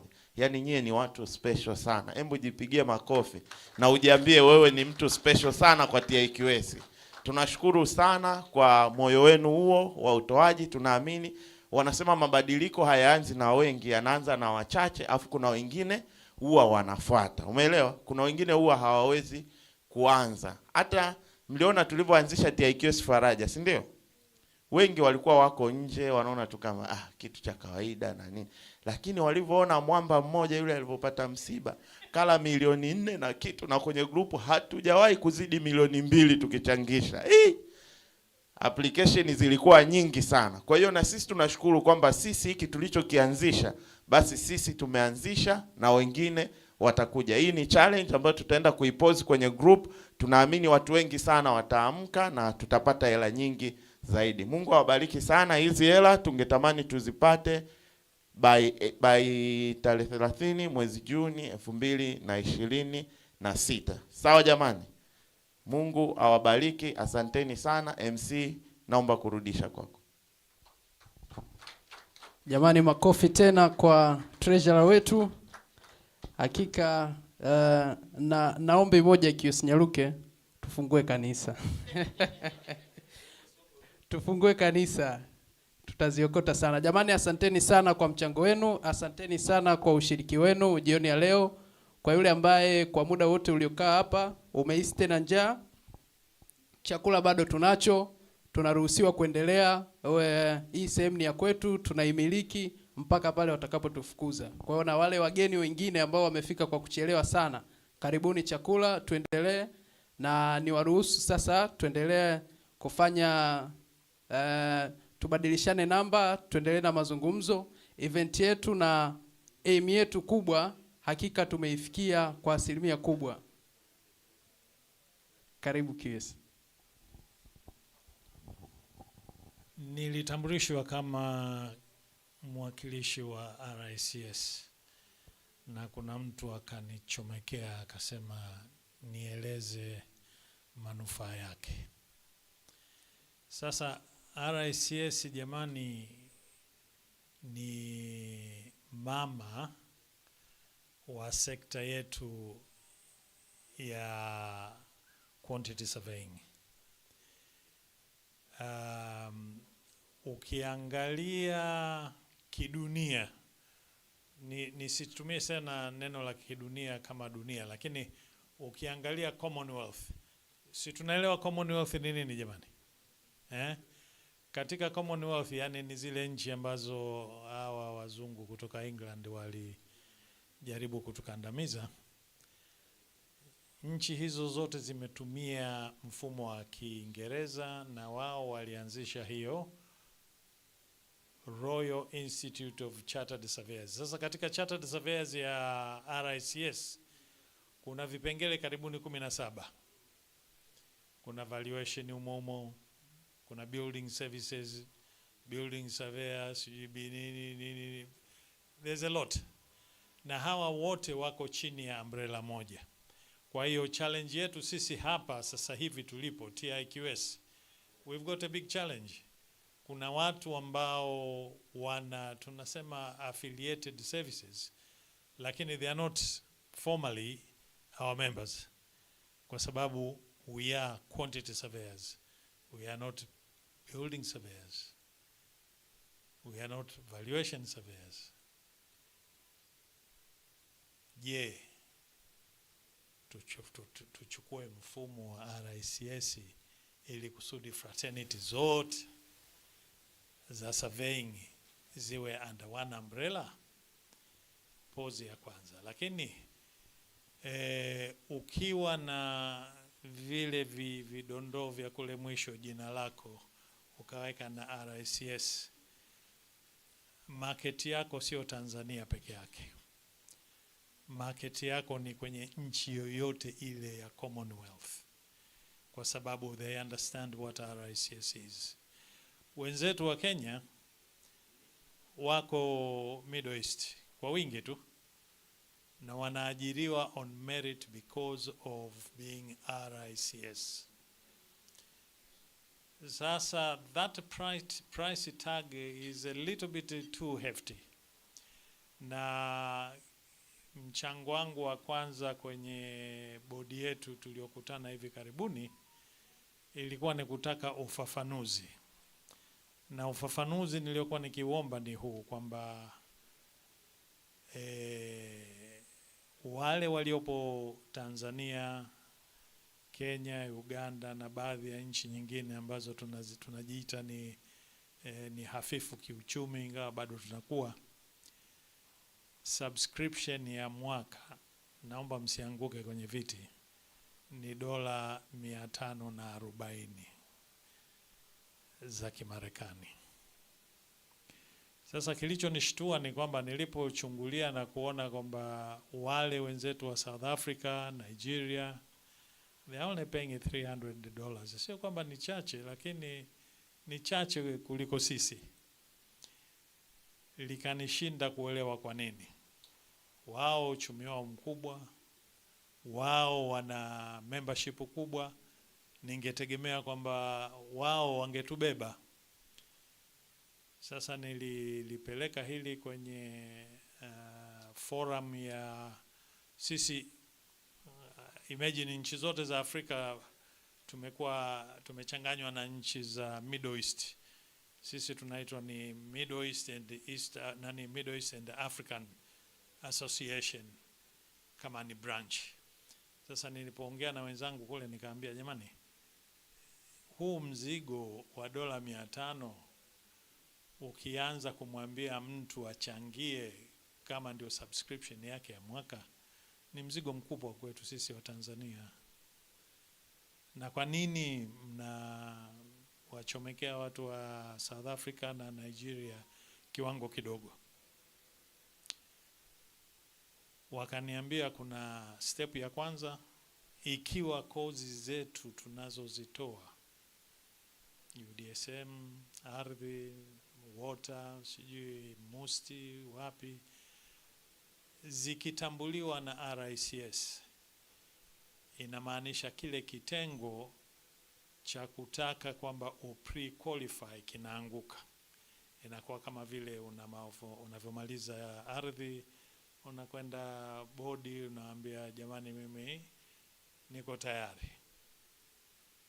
Kwa hiyo that's the first thing. Kwa hiyo sasa hivi tunaanza mazungumzo na vyuo vyetu. Nafurahi kusema kwamba tulianza na ardhi wakatuambia kwamba hapo zamani za kale walikuwa na utambuzi huo wa RICS, lakini somewhere along the line vigezo na masharti wakashindwa kuvizingatia, ukaanguka. Sasa tunategemea kwamba wakirudisha italeta urahisi fulani.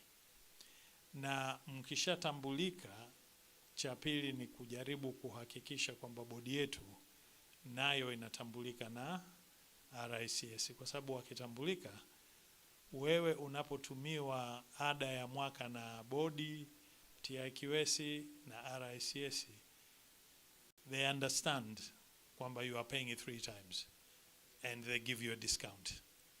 Na ndio maana labda wenzetu wanafikia kwenye 300. Sasa wao wakanipa challenge, akasema kwa sababu they are dealing with all the countries in the Commonwealth, kujaribu kutafuta ile common denominator inawasumbua. Hawawezi kugawanya kusema kwamba watu wa Afrika Mashariki walipe hiki kwa sababu uchumi wao uko hivi, watu wa Afrika Magharibi walipe hiki, wa Afrika Kusini walipe hiki. Lakini mimi na wenzangu tunaonewa, bado tuna nia ya kuhakikisha kwamba si kitu ambacho hakiwezekani, kwamba wakaweka viwango vinavyotofautiana kutokana na uchumi wa nchi. Kwa hiyo aluta continue, tutaendelea kulisukuma gurudumu hilo. Why become a member of RICS? Kama nilivyosema, it opens up the doors for you beyond Tanzania. Sasa hivi tunaanza kuingia mutual agreement na wote walioko Afrika Mashariki, na unajua sasa hivi tuko nchi ngapi? 7, 8. Tunaingia mutual agreement na wote walioko kwenye SADC. Kuna nchi 12 huko ukijumlisha na Afrika Mashariki. Kwa hiyo the market is widening. Lakini sasa ukienda as AQRB registered, ukakompiti na mtu wa Uswazi huko ana RICS, moja kwa moja utakuwa unaingia kwenye ringi with your hands pushed at the back. Kwa hiyo katika kipindi nitakachosevu kwenye hiyo bodi, tutaendelea kulisukuma hili swala, na nategemea kwamba muda si mrefu mazungumzo yetu na vyuo yatafanikiwa.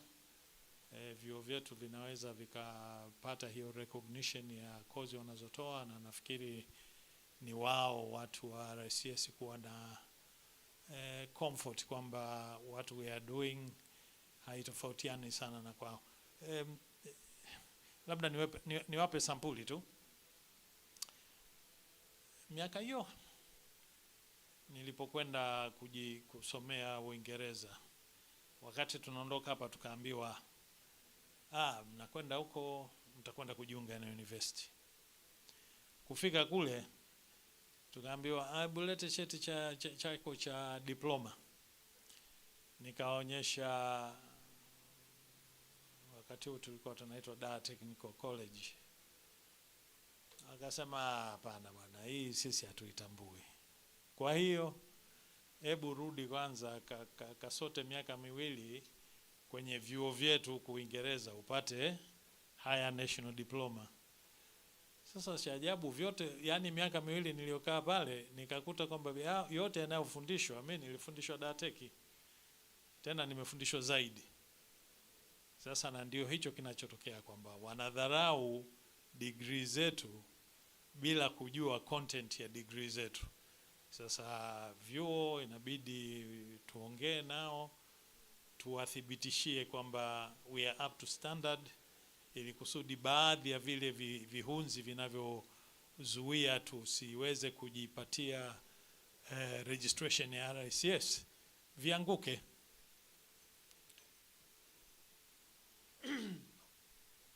Ikiwa una udadisi zaidi, namba yangu iko kwenye TIQS group. Tunaweza kuwasiliana na nikakupa maelezo zaidi. Karibuni sana. Nashukuru.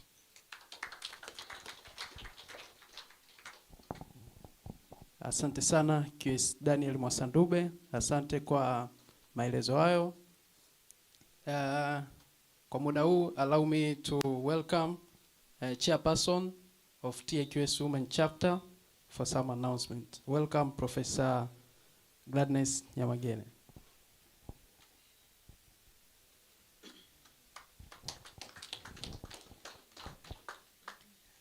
Habari za jioni. Ninafurahi kuwaona wote. Na ninafurahi pia kuwaona wanafunzi wangu kwa muda mrefu ambao wametoka chuo. Nilimwona Freddy Kambi, yuko wapi? Freddy ametoka. Nikashangaa kumbe alikuwa bado anakuwa. Kuna watu naona bado wanakuwa. Ni muda mzuri kuwa pamoja na nipende kuwashukuru waandaaji wa tukio hili. Limekuwa ni tukio zuri. Mimi nakuja kama mwenyekiti wa Women's Chapter. Tunategemea kuwa na event ya Women's ambayo ilikuwa ifanyike mwezi wa 3, lakini kutokana na sababu za kimajukumu za management tukawa na hii event ya fundraising na tunaona imekwenda vizuri. Na hivyo tunategemea kuwa na event yetu hiyo tarehe 10 mwezi wa 4 ambapo tutakutana kama wanawake wakadiriaji majenzi ili tuweza kuendelea kujenga uwezo, lakini pia kukutana kwa ajili ya networking.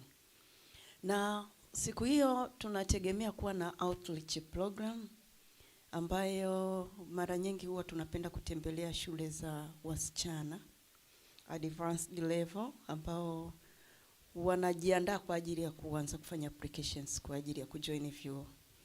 Kwa hiyo asubuhi tutakuwa kwenye shule inaitwa Dar es Salaam Girls Secondary School, iko Ubungo Municipal. Na ikiwa ni sehemu ya outreach, sisi kama wanawake tunasema we are not better, we are not stronger when we are alone. Kwa hiyo tunawakaribisha yoyote ambaye atakuwa tayari, tunawakaribisha muweze kuungana nasi. And you know what? One conversation could change girls' future forever. Kwa hiyo mtakapoungana na sisi, unaweza kuongea tu jambo. Mwanafunzi ambaye alitaka kusoma program yoyote ya arti akaamua kurudi kwenye program zetu za sayansi. Ndio aim kubwa ya hiyo outreach program, kwenda kuwa inspire, kwenda kuwa motivate na kwenda kuwaonyesha kwamba kwenye construction pamoja na kwamba wanasema it's a male dominated industry, lakini bado kuna wanawake ambao wanafanya vizuri, ili kusudi wakaweze kuona kwamba kuna uzuri na kuna mambo mazuri, kwa sababu construction ndio tunasema it changes the world, si ndio? Kwa hiyo tunawakaribisha sana hiyo tarehe 10 muda wa asubuhi kuanzia saa 2 mpaka saa 5 tutakuwa Dar es Salaam Girls Secondary School kwa ajili ya kuongea na mabinti wale. Karibuni sana na ninapenda sana kutumia hili neno. Mungu awabariki.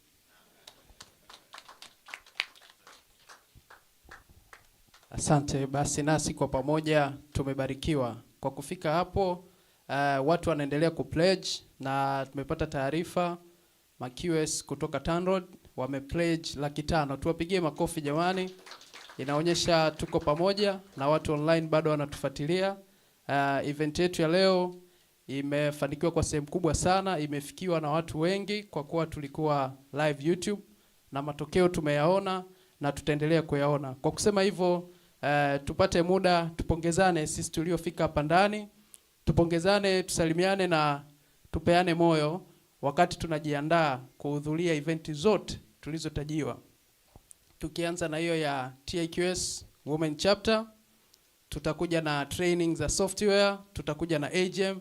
Tunaomba tuendelee kushiriki na huo ndio umoja wetu na maendeleo yetu. Asanteni sana wote kwa kushiriki siku ya leo.